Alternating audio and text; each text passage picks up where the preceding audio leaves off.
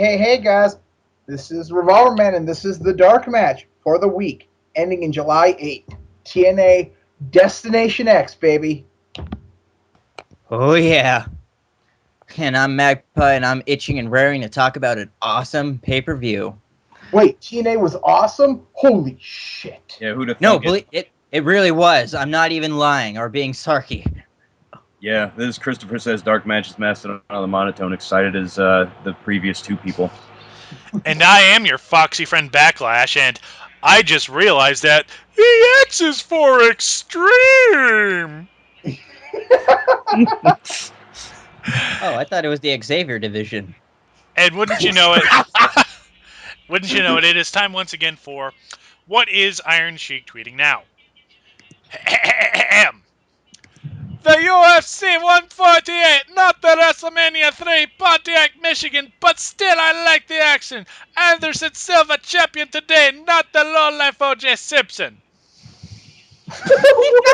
So wait, is he comparing this Sonnen guy to OJ Simpson, or is he just going off on another one of his tangents?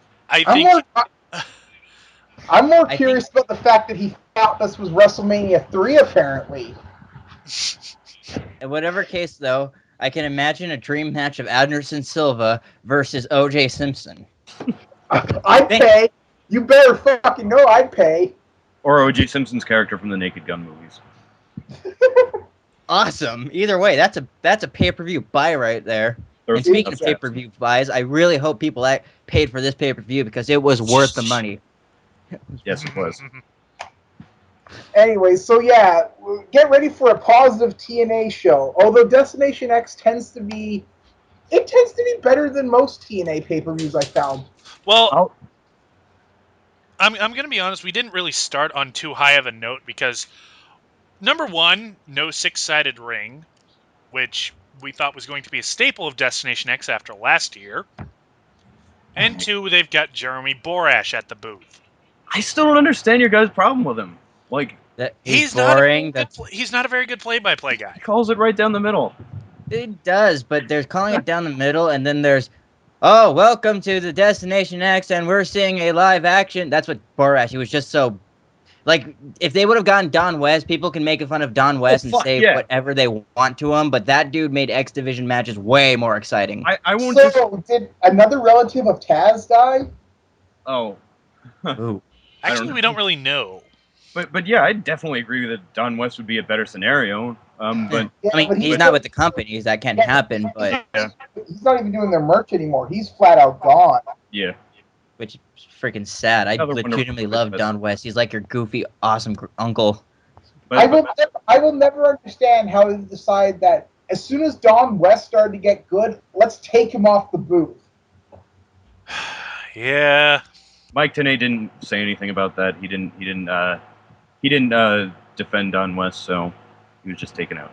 You selfish prick! But to just say what I'll say overall about this pay-per-view, I'd say it's the best they've had since Hulk Hogan came in 2010, bar none. Like yeah, I'll agree. I can't really honestly not. Oh, go ahead. I have a problem with a couple of the big things, but we'll get to them when we get to them. Starting first, we're having the Impact Wrestling leftover match with the last chance qualifier of all to the X Division tournament. And participating in this match is Jigsaw, Scorpion Sky, Johnny Yuma, and whoever the fuck Dakota Darson's real name is. I think Dakota Darso is his real name, Magpie. Oh, who gives a fuck? He sucked. Yeah. Can't you tell he's Rubik's with jigsaw puzzles on his mask? Well, yeah. That was a little way clumsy. To fuck up the bit, Revolver Man. Nonetheless, I'd say out of all of them, the crowd was behind Jigsaw the most. Like they were chanting his given name. And if you've seen Jigsaw work, you know why a crowd would cheer for him. Yeah. Hey, masks get over. I don't know why big time wrestling thinks that masks are bad. They get over, damn it. Here's why they get over, especially after the 90s, because we all fell in love with Power Rangers and any team that just had an awesome mask ensemble. So naturally, from that having that positive part of our childhood and becoming wrestling fans, of course we're going to cheer for guys with masks. I like your theory. Until they make wrestling gear that literally sparks whenever somebody hits it. I swear to God, there's some like underground bunker somewhere in wrestling. Maybe it's in Japan or maybe it's here in the U.S., but there's some underground bunker where they're just trying to perfect that. But yeah, for a little bit of trivia though, back to Dakota Darso. He's the son of Barry Darso, Smash's son, Smash of Demolition fame. Oh, cool. Yeah, so which kind of goes to show you. I mean, despite his size, I don't think he's really such a fit in the X division. But then again, I don't know how much we'll see him later on. Yeah, I don't think he's going to be one of those guys that's going to get a contract. Everyone else has a good shot. But the only person we'll be seeing later tonight is in fact Mason Andrews, as he won the match. And we go right from that to Kid Cash running out and saying, "Hey, I'm going to fight you now." Yeah, but to talk about the first match a little bit, like I was initially like sort of not into it because it seemed like two people were in the ring and they were going to do their spots, and then another two people exchange with them, but then they kind of mixed it up. Like the finish occurred when Johnny Yuma was going to do this head scissors face buster, then Mason Andrews just gave him a jumping knee and did this TKO. Yeah. Oh, and I love his jumping knees, dude. He gets hyped on that thing. He just gets hyped with that move. Anyways, so after that, I'd say chaotic and busy, but still good match. Yeah. We get Kid Cash versus Mason Andrews. Kid Cash, classic heel, moving in for the easy bait. However, not that easy. Yeah, it was real. I like the psychology in that, where it was like, oh, you could do all that opening flip stuff and whatnot, but you can't handle a heel like me. Yeah, and it just takes him apart. Certainly more psychology in this one. Scorpio Sky was selling the hell out of it. Kid Cash, the commentary put over his MMA stuff a lot, like a lot of crossface punches, strikes, like a lot of stretching. Yeah, TNA really loves talking about MMA these days because, MMA is popular. And they got another show to promote, even though they didn't mention it. Oh, Spike TV requirements. But anyways, despite all this fancy MMA, Kid Cash loses to the roll-up. Yeah, which it's one of those like sort of it's the type of thing that in my opinion is fitting just for like the sort of underdog to get that like come from behind victory. Yeah, and it wasn't like he was treated like a bitch. I mean, Mason Ryan, sorry, Scorpio Sky, fucking Masons. Anyway, Scorpio Sky fought and didn't really look like a contender. I mean, it wasn't like Rocky Balboa, but he really fought back hard just to try to get that victory. And then at the last minute, just screwed the heel over like that. Well, not screw over, but just like take that, justice. Yeah. Anything to say, Backlash? I don't know. I mean, it wasn't a bad match, but it was very different from from the opener because Kid Cash he's a bigger guy. He doesn't move as fast as the other X Division guys, but yeah, still, to be fair, Mason Andrews was able to work with him well. So I'll give it a thumbs up. To be fair, if it was Kid Cash from like 2099, then it would have seemed like more of an X Division match. But it's Pitbull Kid Cash now. Kid Cash is in his fucking 50s. What can you expect? And nonetheless, it was like, I liked how it was like, we started with a rapid fire match, and then we're starting with this match with a little bit more psychology. It differentiates the card overall. So it's not like we're getting the same match. Like, okay, this match is really cool, and they did a lot of cool shit, but the next match after it was the exact same thing. Magpie differentiates? Differentiate, I'm sorry. Whatever. Anyways, after that... like it's the first time I mispronounced a word, Revolver Man, really? Yeah, and I was talking Revolver. But it just sounded so weird to me. Anyways, after that, we get the next tournament match of Douglas Williams versus Kenny King. I'm pretty sure we just missed a backstage segment, but I'm pretty sure no one cares. We got an interview with Samoa Joe, puts over his Bound for Glory series matches last year, says he was all violent all the time, and now he's being more strategic. Oh my god. My Bound for Glory matches that landed me in negative points. Yeah, exactly. He didn't mention that. Anyways, speaking of negative points, when we get to that. Yeah, we'll get to that. Never mind. Okay, so Doug Williams versus Kenny King, and I've got to say this match started out good, but I don't know what happened. Kenny King gassed out halfway through this match. And that's weird because like he certainly had enough energy to do the Ultimate X match later. They just slowed down to ROH very weird pace. He fell out of the ring. ROH is poisoning his drinks now. For some reason. ROH is poisoning their own drink. At any rate, though, I love the chain wrestling and all those transitions they did in the opening of the match, and everything seemed to flow with there. As we were watching it, I noticed, not noticed, but a lot of us started not to tune out of the matches because it seemed like it was going long, and I didn't have that problem. Right until it looked like he was about to go for the top rope Frankenstein and fell out of the ring, that's when it just became like, oh, he gassed out, just end it. Yeah, Douglas Williams also probably one of the few people we see on TV that still does the European style. Yeah, even though his European uppercut sucks. That's my personal opinion. Fair enough. But anyway, so yeah, despite the fact that he was gassed to hell, Kenny King gets the win. Yeah, crowd was pretty firmly behind him too. Where we say screw you to our established talent. I gotta say though. Oh, go ahead. You done? We have a new toy to play with. TNA, the kid with ADD. But I gotta say there is one. Am I wrong? I wouldn't begrudge you that opinion. But remember when we were watching the match though, and Kenny King did the springboard and to the neck breaker, and we were like, "Oh, that's the finish of the match." And then he gets the 2 count and kicks out. We're like, "Fuck!" Oh yeah. It got a little bit like bad indie-ish. I just wish that would have been an excellent finisher because when Kenny did the actual finish of the match, it didn't look as good as that neck breaker did. Yeah, and I believe this is the first point of the night where we get yes chance. Yes. Oh. Anyways, following this was probably my favorite backstage segment because Christy Hemme interviewing Christopher Daniels, who I swear to God they're turning into a Bond villain. Yeah, his new gimmick is that he carries around an Appletini. Yeah, and the thing is, like, everything is good about this angle except for its content. I know. I mean, even though... we'll just jump ahead. Even though this feud has been going on probably longer than time has existed, these guys still managed to put on good matches. I was in high school when this feud started. We all were. Oh shit, so was I.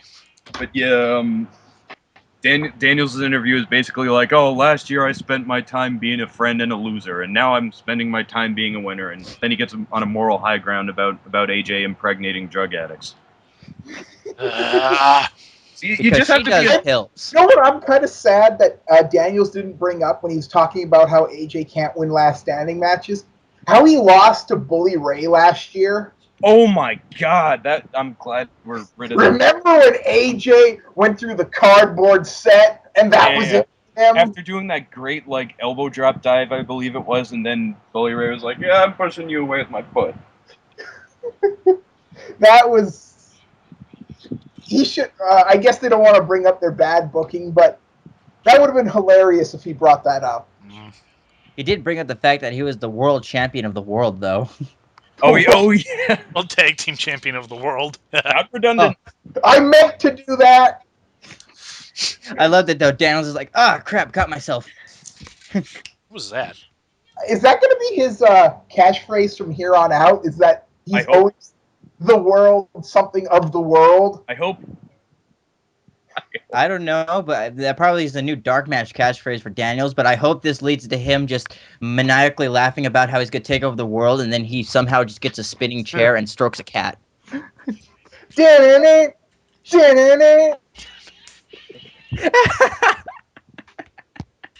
He totally could pass for Dr. Evil. Yes, he could. Oh, dude, with the promo skills, that'd be fucking amazing. The pinky, the weird white outfit. Okay, Dave, just give me a $1 million. Yeah. Who could Kazarian be? Number 2 or Scott? Well, if he'd be Scott, and if AJ and him ever patch things up, I guess AJ could be number 2. Anyways, let's get away from fanfic booking to the next match, which I like to call the TNA Rewind. Sanjay Dutt versus Rashid Kaman. This was probably my favorite match in the Sabian. card. Not hating on the TNA title match because that was fantastic. We'll get to that later, but I really like this match. And coming from a standpoint where after Sanjay first left TNA and had his run in ROH, and I thought it completely sucked, and he just got worse. This match, dude, he got his groove back in a big way. Holy shit. You think something in ROH sucked, Magpie? Oh, shit. Don't get me started. But yeah, what I liked about this pretty small match, and just to get over Sanjay Dutt, was that Sabian, or Rashad Jackson as he's called, he was really trying to be a heel. He was making a very good effort, and it got the crowd behind Dutt even more. Yeah, I was going into this. You're just like, oh, come on, do it. I want you to get you got your heat back. You got your groove back. You're kicking ass. The fans are behind you. Get the belt. But I thought it was said you can't tell stories in the ring anymore. The fans won't believe it. They're wrong. And then any other good things to say about Kofi Compton? Oh my god. He's also called Black G's in CZW in Chicago.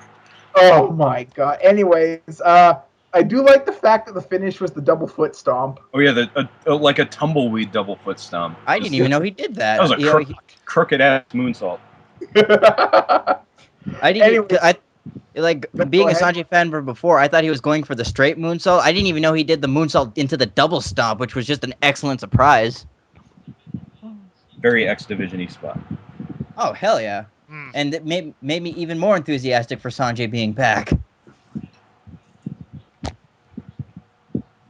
So it looks like Sanjay Dutt's here to stay, which is definitely appreciated. Yeah. I hope they don't give another stupid racist gimmick like they did before.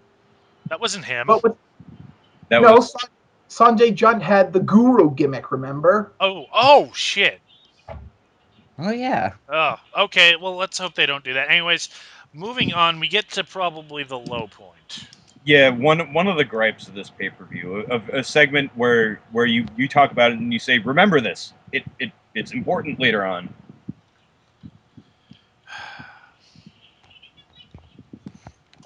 Well, at least it's going to probably lead to a good feud. Yeah. And totally just spoils the future match. But again, like, no disrespect to Jesse Sorensen. Oh no, not hating on that guy at all. He was a victim of a pretty damn big mistake. It wasn't a mistake. It was just an accident. They happen sometimes. Yeah. Yeah, because they really tried to put over Zema Ion as the dangerous guy, the guy who puts people in hospitals like that. But then they stopped. Which is fucking stupid in every level. But then they stopped. Yeah. For good, because first of all, it's kind of silly to think of that gimmick because in wrestling, they're all supposed to be doing that if you're a heel. But secondly, that also means that, hey, his gimmick is that he's horribly unsafe.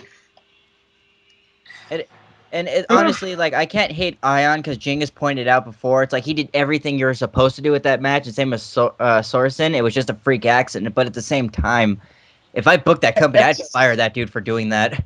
At least he wasn't Austin Aries. Because remember when I can't remember who was wrestling in England. He got kind of hurt his neck, and then Austin Aries decided to follow up with a kick to the head. That was Mark Haskins. Yeah, yes. But that was also wrestling. Yeah. Like it's that. The guy landed on his head doing a shooting star press. That's something that's fairly negligible. Yeah, but if anyone remembers what happened to Shannon Moore in the company, how they gave him his exit was that his last match was against Zema Ion, and he got carted off after that same moonsault. He wasn't actually hurt. That was just their way of, hey, you're fired. Go away now. Yeah. I thought Gunner gave him the pile driver. No, that was Jesse Neal. Oh, the other tattooed guy with the stupid haircut. Yeah. He was good. He had potential. Freaking wasn't Gunner's gimmick for a while that he sent people to the hospital or OVW as we called it? Yeah, much. He did that to RVD too. Yeah. Oh my. Yeah, and then RVD was tweeting 20 minutes later about something completely unrelated to his broken fucking neck. Oh, Wait. boy. No, never mind. Anyway, so after that, it's time for the Zema Ilon versus Flip Casanova. Yeah. Because they show the video recap, and then they actually bring out Jesse Sorensen.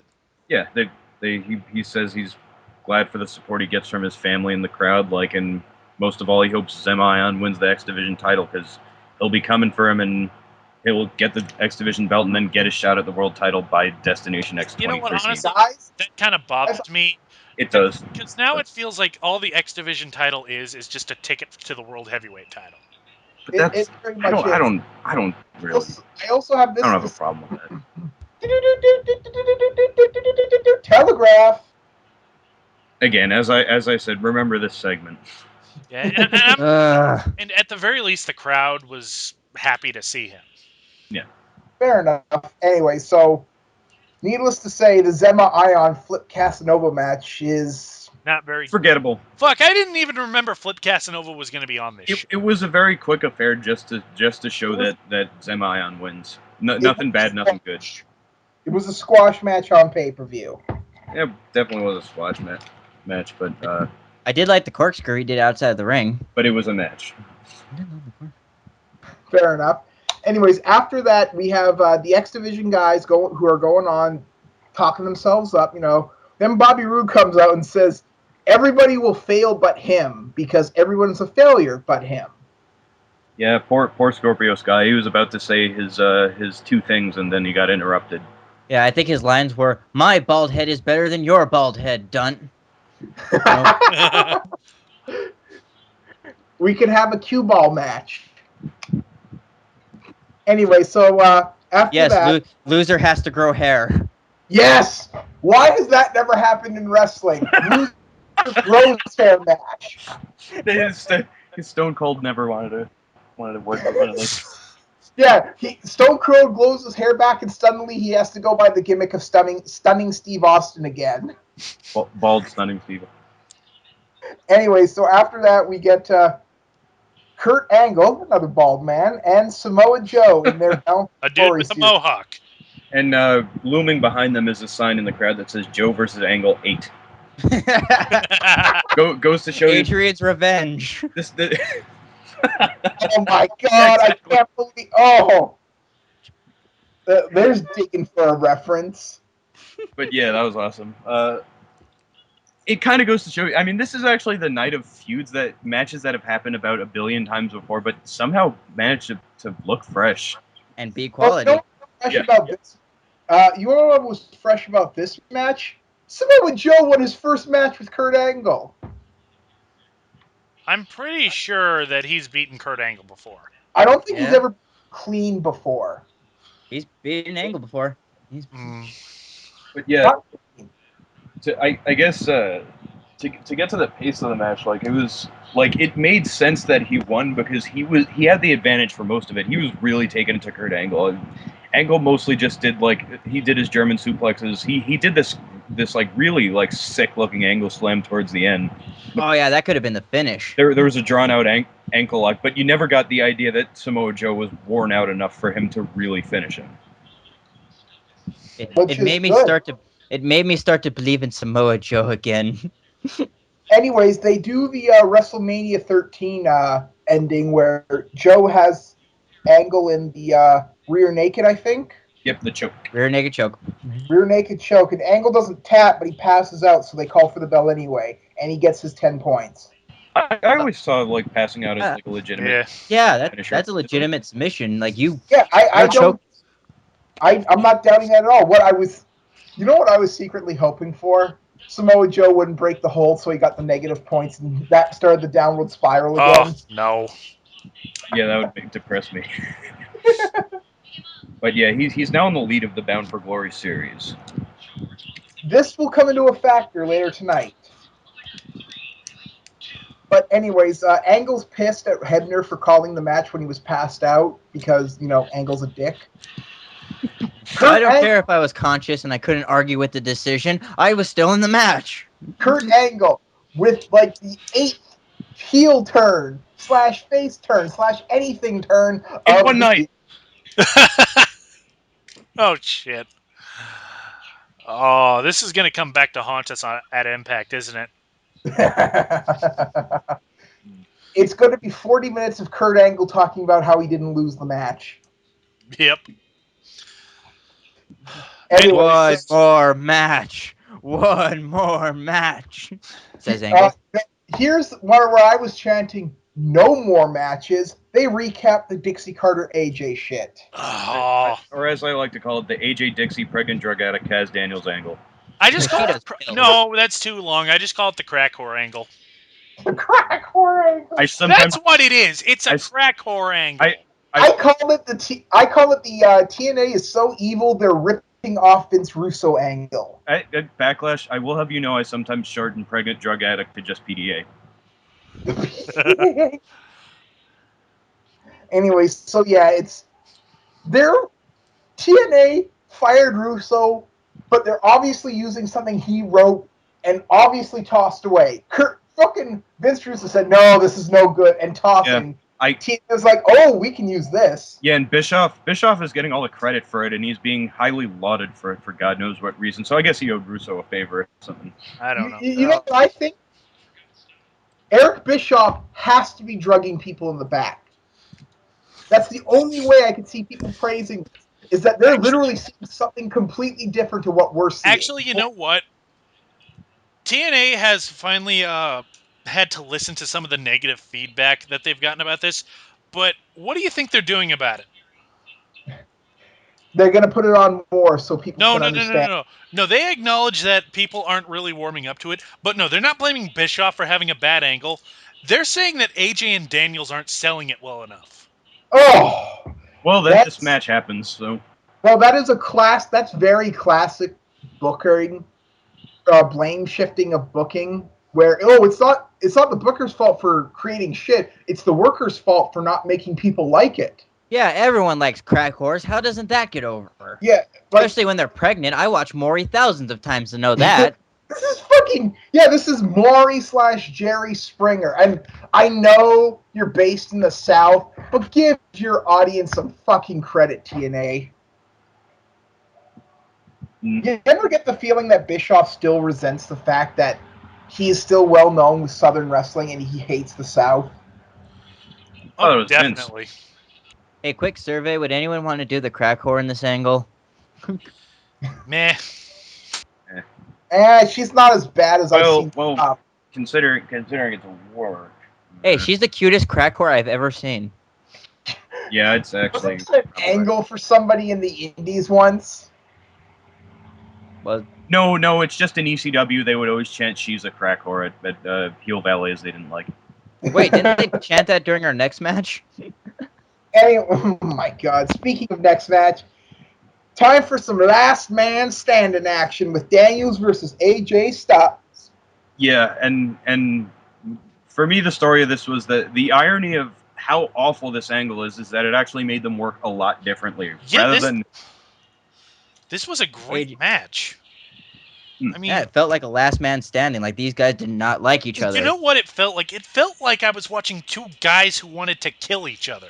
Yeah, and they did it. It wasn't just like, oh, look at how high flying and technical these guys, because that's the story of most AJ Daniels matches.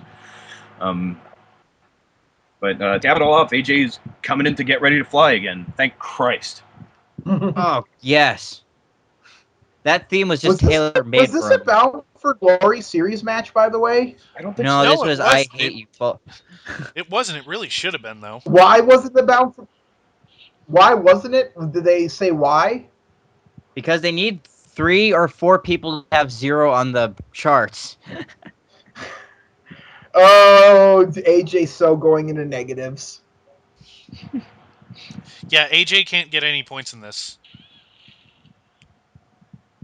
But yeah, they set up spots really well. Like it went on very good with Daniels sort of quashing like any early hope spot that AJ tried to come about. Like he was busted open very well, and of course they weren't very clumsy about showing the blading on camera. There's this great. I'm glad they finally taught their cameramen to stop zooming in on blade jobs. Because remember, for like 2 years, that's all they would ever do. Oh yeah. I still don't know why were they doing that. Did they think it made the show more real or something? I don't know, but when the camera was focusing on though was the preview for the next feud, Christopher Daniels versus some random fan in the audience. Oh yeah, he was jawing quite a bit with different fans. That was most likely his downfall when he, instead of just like taking it to AJ, he would just insult fans. Classic heel, I guess. Yep. Then the next part of the match it wasn't a spot, but I just enjoyed it so much. It happened in the other matches where Daniel runs up the ramp and Styles is just back there, and I just picture that music that plays when Michael Myers is just stalking one of his victims, just dun dun dun dun. Some classic horror music. They sort of they brawl up the ramp. Daniels pleads with AJ Styles, and that's when like the bigger spots begin. The ones that prompt the ref to count. Like Kaz makes an entrance. Yeah, Kaz basically blindsides AJ, and he AJ manages to get up. flies. And I don't know, maybe I wasn't paying attention at this point, but I think Kaz just disappeared after that. He was thrown off the ramp. He was told to go to the corner.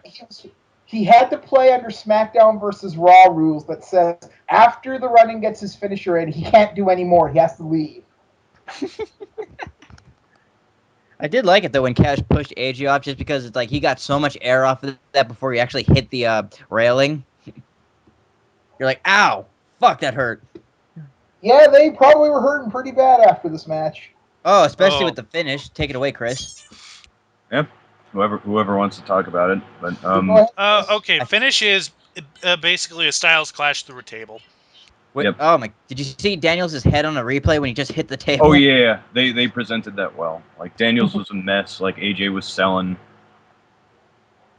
But because AJ did the move rather than taking it, they logically have him come up for the win. And I would not put it past TNA to have the guy who did the finisher sell the finisher more than the guy who took it. Oh well, they were both, but like AJ was doing like the sort of triumphant selling where he like out of breath, but like his hands raised and stuff like that. Yeah, it was pretty classic good stuff. I mean, it's how a last man standing match should be. Anyway, another quality match on a good pay-per-view. Next thing.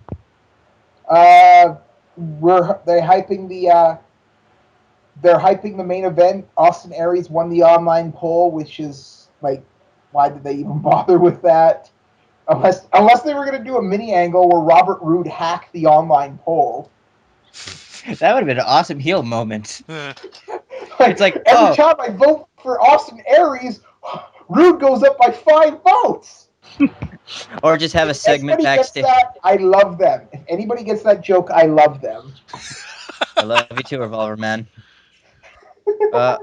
Although they could have one of those. This is one of the times that backstage mysterious film guy could have come in handy. Where say it's just like you see that hidden steady cam, and then you just see Rude with a computer. Ha ha ha ha! My hacking skills will help me get over.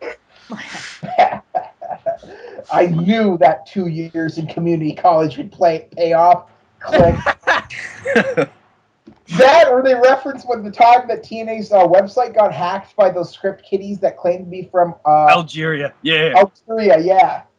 It was me. I was the Algerian all along. No. Apparently, they're still in control of it to some extent, if you believe LOL TNA. Because it just like links to their shop, and you can't like get to the main page. Like it just redirects. Wow. Yeah, someone take the ball. I'm gonna visit the TNA website for the first time in years. Oh my god! Yeah. All right. Anyways, let's move on to up next is the Ultimate X match: Mason Andrews versus Zema Ion versus Kenny King versus Sanjay Dutt. And well, it's an X Division match. Yeah, and it was a really well worked in terms of them trying to go for the belt but we didn't agree with the finish. I love the moves in the match though. Sanjay did that the running shooting star press, and unfortunately hit the rope and dislocated his shoulder. But like a fucking trooper, popped it back in and ran in the ring. Wait, that really happened? I thought that was just like worked into. Nope, that really happened. Jeez, okay. Dante Dunt, you are a tough Jesus. However, unfortunately, that was not enough to win the match.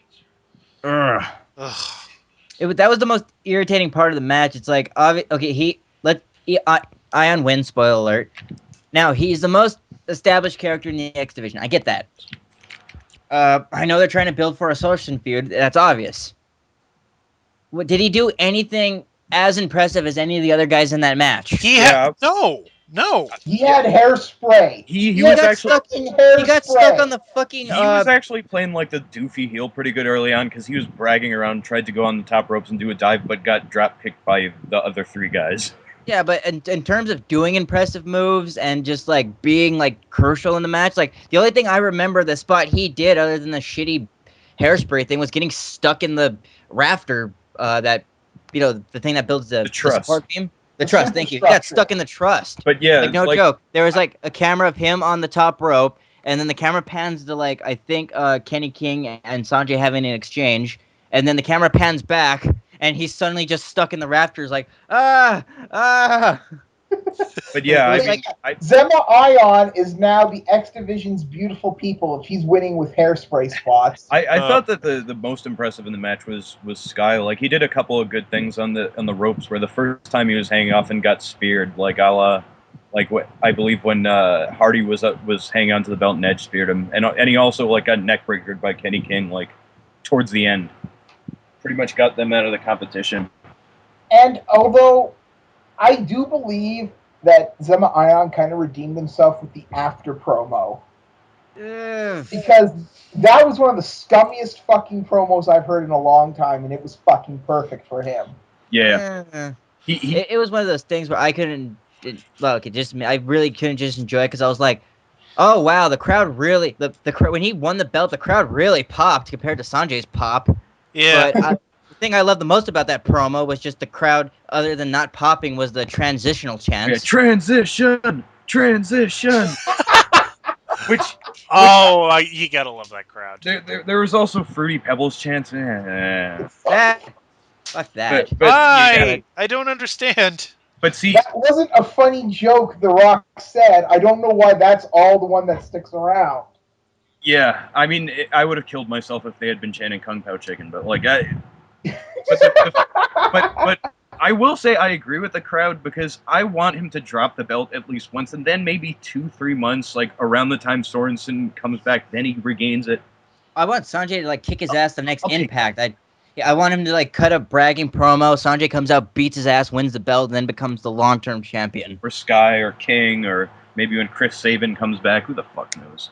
Fucking like, anyone. At this rate, Abyss could run in and get the belt back, and I wouldn't care. The Extreme title. Again, Well, you know what? It's obvious they're building up to a Sorensen-Ion feud, so I really don't have a problem with this. Plus, I kind of knew they'd probably give it to one of the guys they already had on payroll, because probably all 3 of these guys are going to be sticking around, but they haven't really been built up yet. Booking-wise, it makes sense, but I just don't like Ion. That's my grift. Go right ahead, Rovan. I'm sorry to talk over you. They're ever going to do anything with Kenny King simply because he has that reputation of stabbing people in the back. Whether it's fair or not, I don't think TNA's, even though they're the ones who instigated it, I don't think they're ever going to let him get that big because of it. Okay, wait a minute. First off, you could argue a lot that that what Kenny King did was justified with ROH. I mean, he needed to make money just because there was... And yeah, they had a verbal contract, but if it's that important to you, make it a written contract. And second, I'm pretty sure TNA is that dumb. Fair enough. I could see Kenny King maybe getting a contract out of this, like the other X Division guys, like Ion and all those dudes last year. I could see maybe that happening and some of the other guys, but I don't know. We're going to have to wait and see what happens. Again, I think that they're all, like, maybe beyond Flip Casanova. Maybe Johnny Yuma will also get one. But, like, certainly the 3 people in this match will get the contracts because there's basically no X Division as it stands right now. Yeah. Yeah, I mean, that's true. And considering Joey Ryan wasn't a presence in any of this... that bothers me. Yeah, no, Where the fuck bothers was he? that was just a pet peeve. Like they're sort of dragging their feet. They're sort of being a bit more subtle about like bringing him in like as a sort of renegade.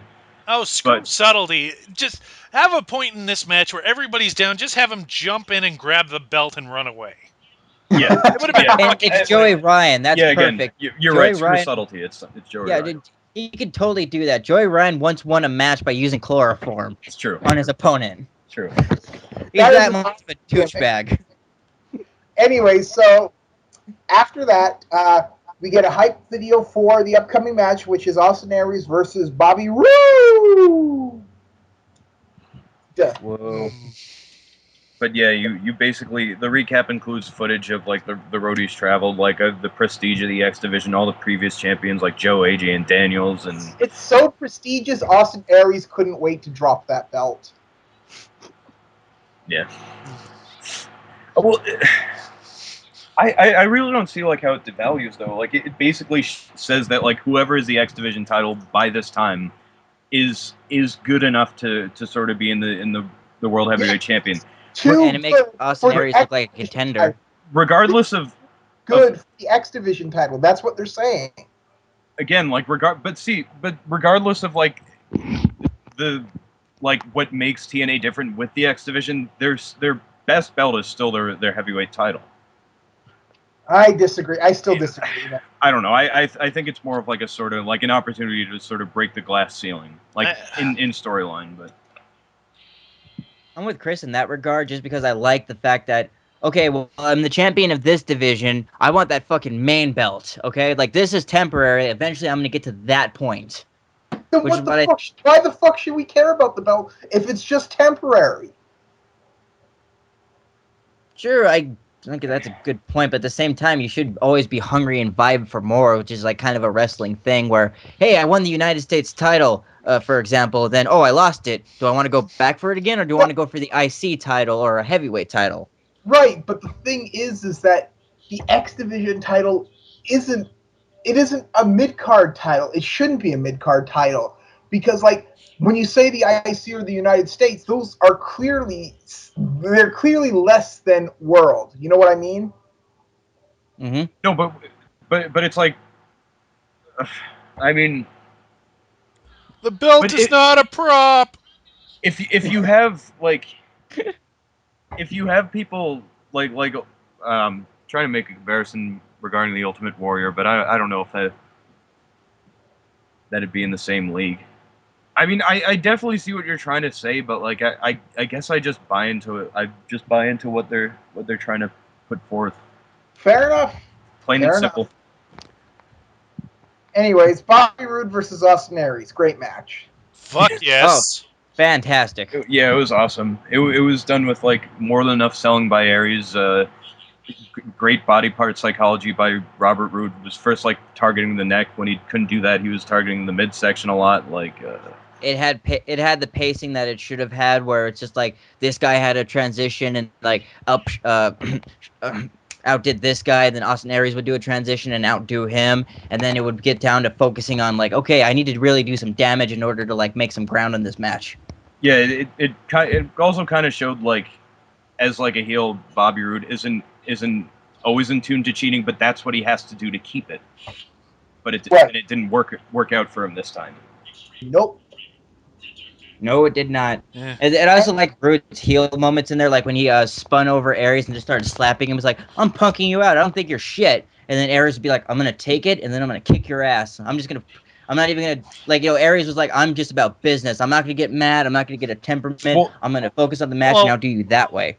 Well, yeah, that's the great thing about this match. Awesome psychology. More of this, please. And also in terms of like Aries, early on, like he and Roode were basically sort of trading up like reversals. Like he was showing him how fancy he was with all his dives and his like different types of elbow drops, and like that pretty much didn't get him anywhere. Like Roode was too like calculating, and he was targeting his midsection. Yeah, too smart for him to just be showing off like early on. And speaking of Roode being complicated, just calculating and scouting your opponents, one thing I really did like was when Aries first went for the Heat Seeker and then just Rude completely got out of the way and just threw him onto the slammed him railing. into the railing. Yeah, But the attention to detail, slammed him into the railing. Yeah. The next time they do that spot, Aries is like, "No, I'm gonna get that spot back." So pushes him outside and then lands it, and he's like, "Yeah, I told you I could fucking do it." Also, mark out, he does that after doing a rolling elbow in the ring, like that. Hi, Chris Hero. Awesome. And then that rolling elbow hit. It rang out in the impact zone. Yeah. But so, anyways, we've been kind of beating around the bush. We have a new champion, Austin Aries. I am still in disbelief of this. Yeah. So am I, but it's probably for a different reason. So is James Storm fucked now? I don't know. I mean, like, yeah, I don't understand. I'm confused. And I think there's potential here because I'm worried about two things. Here's the two things I'm worried about. A, he ends up winning it back on Impact the next day, and don't tell me that can't happen. Believe me, that's definitely open. The possibility is definitely open. What I hope happens. Okay, go ahead. I'll finish my second point. I'm really worried that they're going to turn Austin Aries into one of Hogan's toadies like RVD, Anderson, and Hardy are right now. I'm really worried about that. See about that. Well, unlike Anderson and RVD, like in Anderson's case, he's not overrated, and he definitely can put on a good match. In RVD's case, he's not too old. So. Fair. And the potential of having Austin Aries as your champion, it's like all the great world title matches that you can have with him as your champ, because it's like some of the dudes in TNA we've seen him mix it up with, but we really haven't seen like different dimensions of it, like a Storm versus Aries match, or like a really like good Styles versus Aries match. Like all the possibilities of like him being the champion, we get to see these new match possibilities. Right. Yeah. With the current Bound for Glory standings, we neglected to mention this earlier. Samoa Joe is at the top of the rankings by 1 point now. Mm-hmm. So I really don't know where they're going with the Bound for Glory series. Maybe Rude is going to win it back either at Hardcore Justice or No Surrender before Bound for Glory. I don't know. Maybe he'll win it back this week on Impact. Hell, they'll do it. They've done it before. We'll see. Like, I mean, if this is a positive harbinger, what I think will happen is like James Storm or Bobby Roode, either one of them, or they could both be in the ring, cut a promo saying like, it's not about the belt anymore. Now it's just personal, and they just have like a series of escalating sort of match stipulations, and like just leading to a very good grudge feud. I'd honestly like that, because Bobby Roode has been in the main title picture for far too long. Longest reigning, yeah. I want to point something out right there. Austin Aries, the fun fact that my best friend pointed out to me the other day, Austin Aries is the first wrestler to actually break 2 longest reigns. Samoa Joe's ROH world title reign, he broke that and won the belt from him. And now Bobby Roode's longest running reign in TNA champion. Truly, he is the greatest man that ever lived. And if Austin Aries goes to WWE, he's going to break like John Cena's world heavyweight title reign records or something. So that means we're going to have John Cena reigning for like over a year. Don't you tempt fate? Well, in order to break the record, he'd have to reign for 7 years. And speaking of Joe, also, if like there's what might be an indication that they're booking this meticulously, the reason why Joe has been a little bit more careful in the Bound for Glory series is that he wrestled Austin Aries for the title and got soundly beaten. Or was it Storm? I forgot. Like it was one of, but like over the past couple of weeks, maybe the past month, like he's had a few words with Aries, a few like sort of subtle discussions about what he has and like what's on the line for him. So if it comes to him winning the Bound for Glory series and him having a feud with Aries, I wouldn't mind that at all. That definitely works for me. But like I said, I'm just curious where Storm goes. You know what? I will give this to TNA. I'm very excited to see what happens on Impact. My excitement might shot twice in the 10 spot, but I'm still excited right now. I'm excited and nervous, because this wouldn't be the first time TNA has done something good just to like yank it back and make things even worse. Cautiously optimistic. Good. That's a good way to put it. Because James Storm absolutely needs to keep feuding with Bobby Roode and finish the feud on top, because that's how you're supposed to do it. And Bobby Roode will either get redemption or be run out, depending on like what his future is, depending on what he wants to do. What I really want to see is Bobby Roode, how he reacts to not being champion. Because as I've said before, the best way to hurt Bobby Roode right now is to take the title away from him. And we didn't really get a lot of that because after he lost the belt, he doesn't really do anything. He just kind of slinks away. The only shot you see of him, he's pushing the camera away. He's like, "Don't look at me." My dignity is gone. Don't look at my face. Is he gonna go the fucking Cody Rhodes route? Give me back my mask. Insane because of it. But anyways, that was Destination X. Yeah, after a punt and a brain buster, we have a new champ. And who was ever on the last show that said Austin Aries wouldn't win, apologize. Me, I had nothing to do with it, so I don't apologize. I Shit. very apologize. I will say this. I didn't think Austin Aries would win because I thought they'd keep building Storm versus Rude for the title, but obviously I was wrong. I think I had more just given up that Bobby Roode would ever drop it. He's going to have it by the time they fold in 10 years. Yeah, like it would, oh God, 10 years. Oh.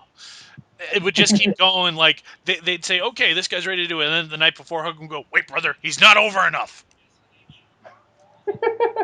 Maybe that was like Hogan trying to apologize to Rude or something. Yeah, I know. It's not apologize. No, in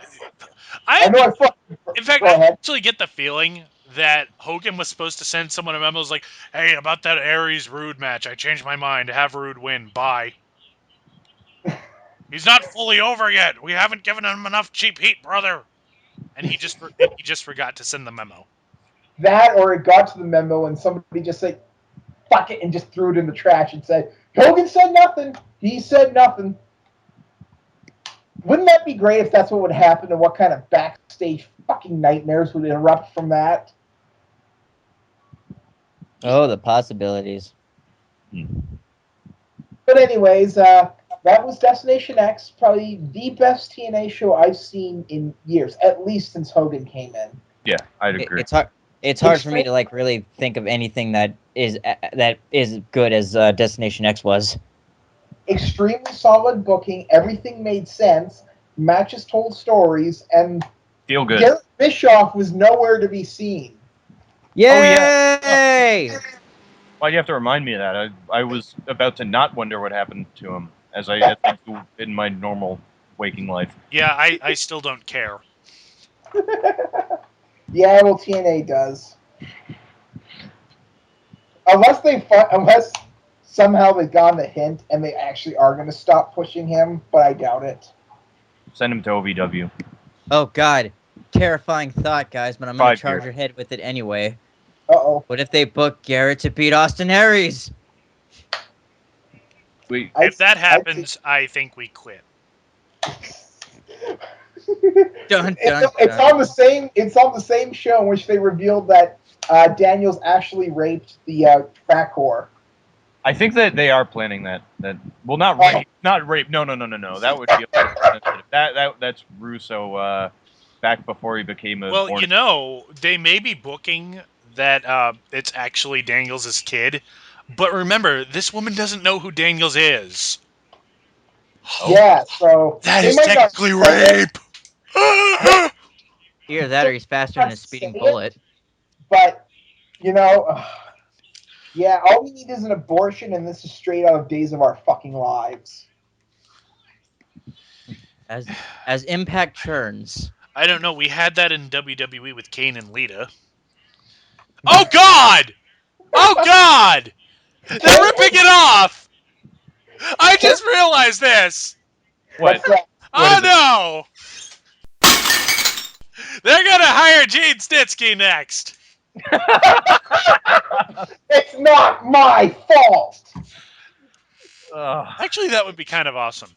Gene Snitsky's new gimmick, back alley abortionist. All right, you guys. You guys, let's cut this cord. All right. All right, let's do what gets more screen time than Jay Lethal. I have no snarky ass jokes for this. This makes me upset. Wobbly ass Ultimate X structures. More screen time than Jay Lethal. That thing was wobbling when Sante and Zema were climbing it.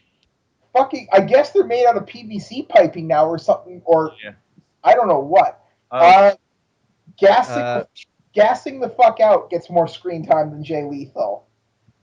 Jesse Swartzen's doctor gets more screen time than Jay Lethal. World Tag Team Champions of the World, not redundant, get more screen time than Jay Lethal. Brian getting pushed around gets more screen time than Jay Lethal. And with that is our once a year. Wait. A separated shoulder gets more screen time than Jay Lethal. Oh, fuck. That was horrible to look at. Oh, my own shoulders ache now. That was our once a year positive TNA show. I'm the Revolver Man. We need to do the plugs. We need to kill. The plugs. I'm so stupid. All right. Plugs. My hair is naturally long and thick. Oh, we got sponsors. Go right ahead, Backlash. Don't forget to follow us on Blip TV or YouTube to keep up to date with all of our videos. You can also go and give us a like on Facebook. Don't forget to follow us on Twitter at DarkMatch Wrestling. Keep up to date with all our tweets. You can also follow each of us individually on Facebook, except for Magpie. You can also check out TRE Productions, where our videos are graciously hosted, along with lots of other great content that you should watch over and over again. We're also on Reviewtopia in the community section. And last but not least, we are on That Guy with the Glasses in the blog section. And it never hurts for a good old-fashioned word of mouth. So if you like our show and you have wrestling fans, please pass the word along. Please. Well, that'll do it for the Dark Match. And I am your foxy friend, Backlash. I'm the Revolver Man, and I guess my gimmick is I forget plugs. I'm Christopher Says. I'm Magpie, and Wu-Tang Clan ain't nothing to fuck with. You're Venom. And I'm saying my name because I never get to say it. I'm Nelly.